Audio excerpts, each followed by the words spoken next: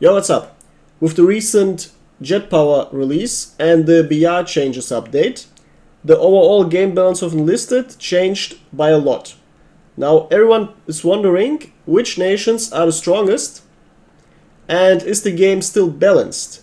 So, to give clear answers to that, I looked at the power levels of all nations across all BRs, and you will get the summary of all of this now. To make this short, because these types of videos usually go very long, if I'm not careful, I will go very quickly over the highlights every nation has across the BRs and give you a winner for each BR and then the overall strongest nation in Enlisted based on the winners in every single power level. So first we have Br1. This is very easy and short. It's overall quite balanced because every nation has quite a good mix of strengths and weaknesses, and there's nothing too extreme. Br1 is dominated mostly by bolt-action rifles, and every nation has access to very good bolt-action rifles. Every nation has access to mediocre SMGs. No nation has access to machine guns. Every nation has access to, well, at least passable Br1 anti-tank options besides Germans, but then Germany gets also the best tank, and every nation has access to okay planes. So there's nothing too extreme that shakes up the balance. So in Br1 we can say every nation is quite equal, which is also good, because if that wasn't the case, new players would be forced to, well, start this nation if they wanted an easy entry into the game. So yeah, it's much better for a game if the first level, if the lowest tier of the grind ladder is balanced out for every nation, and we can be very happy about this also being the case. Now the bias and imbalance hits very hard, starting with Br2, because here we have the Soviets as the clear winner. Why? The Soviets come in with the strongest SMG, and if you're not sure which one is it, you can literally pick any of the three. There can be an argument made for every single one of those to be the best SMG in Br2, and not a single other nation can compete. Now these SMGs are variations of each other with slight differences, and depending on what you prefer, you can pick either one for your playstyle. All three of them are just overpowered. So Soviets dominate hard with their SMGs. They get an okay machine gun. They get good anti-tank options with a good anti-tank rifle and a good powerful bazooka. And they get strong tanks with the T-28. Well, only actually that one, but still one of the best tanks in the BR. And they get extremely strong planes in form of the P-40E, which is both a great fighter and attacker plane in one single vehicle, which is as good as it gets for Br2. And also either of your choice, the IL-2, which comes with the biggest offensive power, having 4 rockets, 4 little bombs and very nice autocannons, or the Su-2, which is weaker at spraying due to having access to only 4 normal machine guns, but has an insane bomb load of 6 100-kilogram bombs, which you can release separately and just blow up everything on the ground. And on top of that, you also get the best rifles after the recent update, because before 2025 the Soviets only had the Winchester as their strongest rifle contender for low BR, which is overall the best rifle in the bolt action category, even though not being a bolt action rifle technically. It comes with very high damage and an extremely high fire rate, at the cost though of not having a bayonet and also having very bad iron sights that are not perfectly centered. But now the Soviets also get access to possibly the best semi-auto rifle in form of the Fedorov rifle. Not to be confused with the Br5 assault rifle, Fedorov. This rifle has insanely good stats for a low BR semi-auto rifle. Most importantly, it has good precision, which is usually the nerf that's applied to low BR semi-auto rifles. This one doesn't have this nerf, it has good high damage, and it even comes with a bayonet. So literally nothing more you could wish for in this rifle. So overall, Soviets have either good stuff or the best stuff across every single type of weapon or vehicle you can have in low BR. Absolute dominance in Br2 for the Soviets. It's not even close. And as a bonus, they also have access to the best maps in low BR, being the Moscow maps. But also having access to some of the worst maps, being the Stalingrad maps. Now, The second and third place are quite closely shared, both by Germany and America, with Germany having a small edge above the Americans. Why? Well, the Germans have also really good things for low Br2, though not as many clearly dominating items as the Soviets. For example, they have all the SMGs you could wish for, and many of them even have folders, so you can grind even more if you want. But not a single one of them is as good as the Soviet PPSs or Ragans. The Germans have access to good rifles, though once again, not a single really good semi-auto rifle. The Magvera is the worst semi-auto rifle in the whole game. Very imprecise. The bolt actions are great, though once again not as good as the Mannlicher.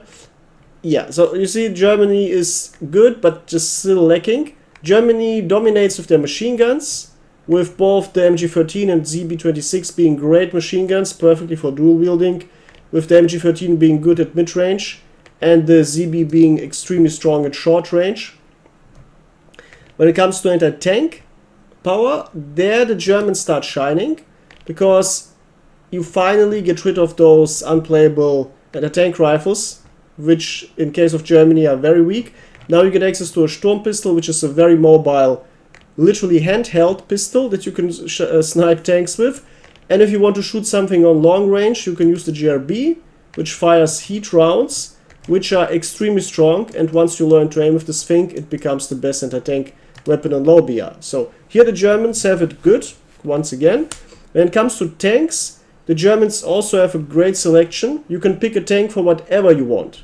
If you want a very fast tank, you can pick the Puma with his 90 kilometers per hour speed, insanely fast.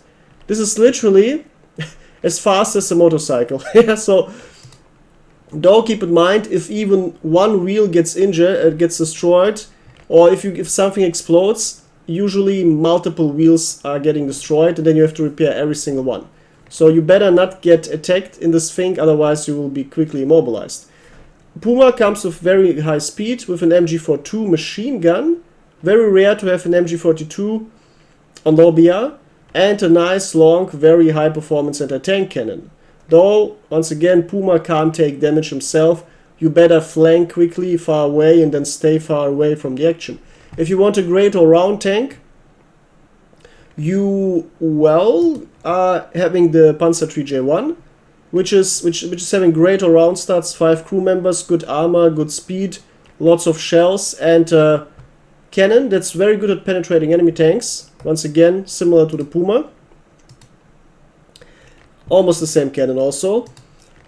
Though, if you want to be a bit strong against infantry and a bit weaker against other tanks, you can take one of the Panzer IVs. Preferably the Panzer IV F1, which is almost the same tank, also a Panzer III hull. Not the same tank. It's a Panzer IV hull instead of a Panzer III hull.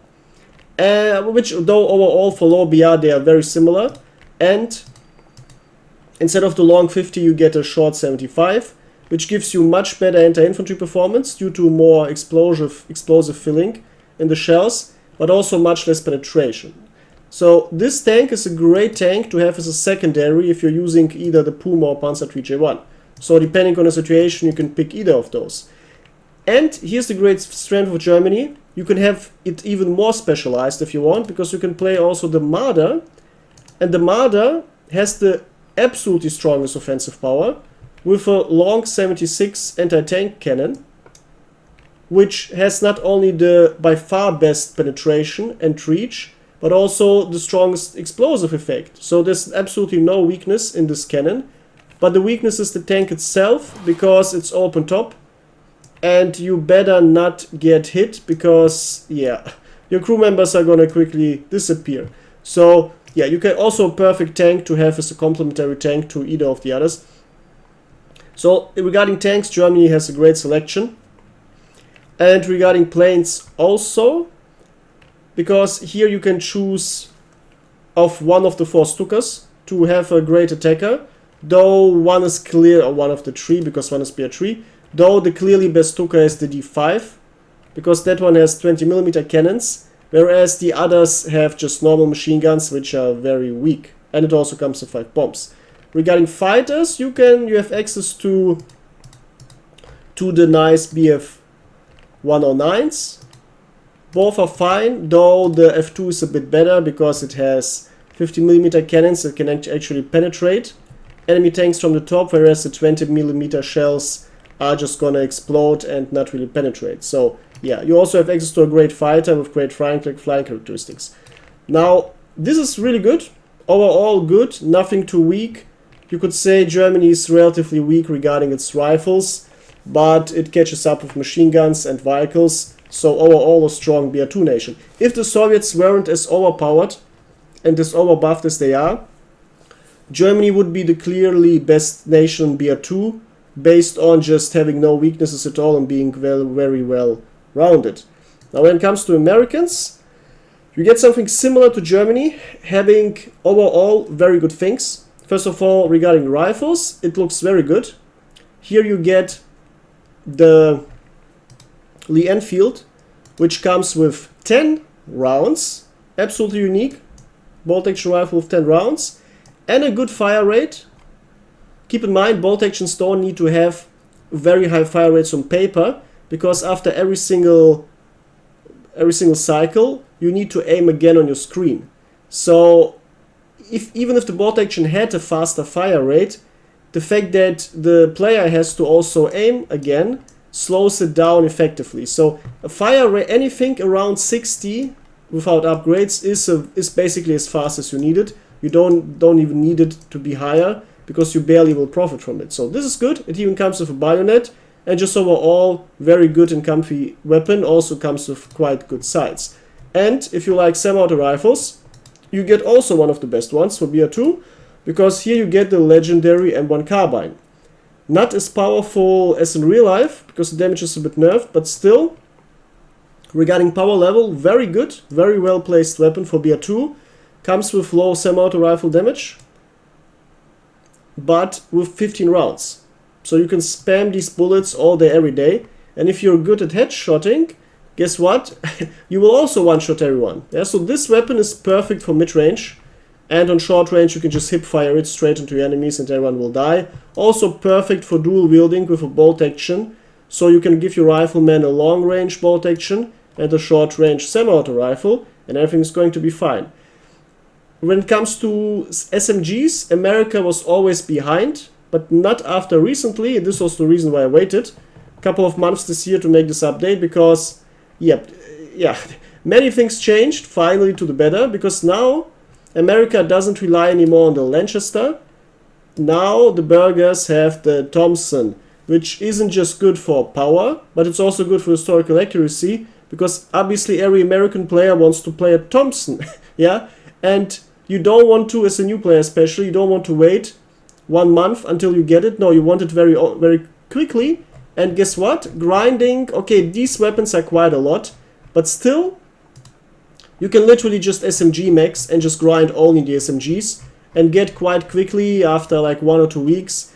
With premium account, even after like 10-15 hours, get your Thompson, and then yeah, you're gonna dominate those Japanese and American players, because now the Thompson is here in Br2, and it was very angry being pushed around in Br3.